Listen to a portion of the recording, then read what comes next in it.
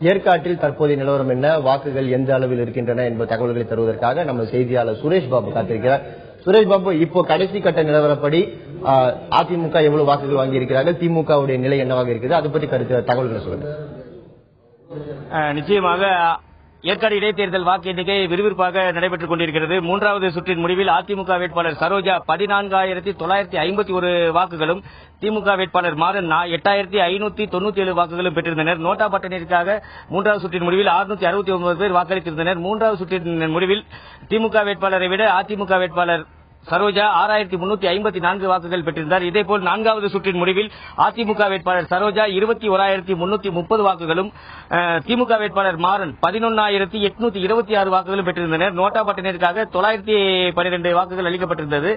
நான்காவது சுற்றின் முடிவில் திமுக வேட்பாளர் மாறனை விட அதிமுக வேட்பாளர் சரோஜா 9,504 வாக்குகள் பெற்று முன்னிலையில் வகிக்கிறார்.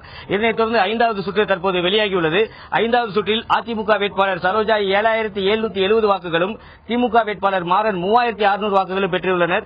நோட்டா பட்டணிற்காக 205 வாக்குகள் அளிக்கப்பட்டுள்ளது.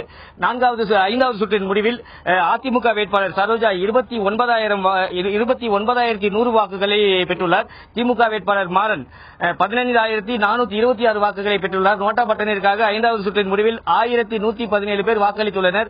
ஆக மொத்தம் ஐந்தாவது சுற்றின் முடிவில் திமுக வேட்பாளர் மாறனை காட்டிலும் அதிமுக வேட்பாளர் சரோஜா 13,674 வாக்குகள் பெற்று தொடர்ந்து முன்னிலையிலேயே இருந்து வருகிறார். தொடர்ந்து ஆறாவது சுற்று என்னும் பணி நடைபெற்றுக் கொண்டிருக்கிறது. விரைவில் ஆறாவது சுற்றிற்கான முடிவு வரும் என்று எதிர்பார்க்கப்படுகிறது.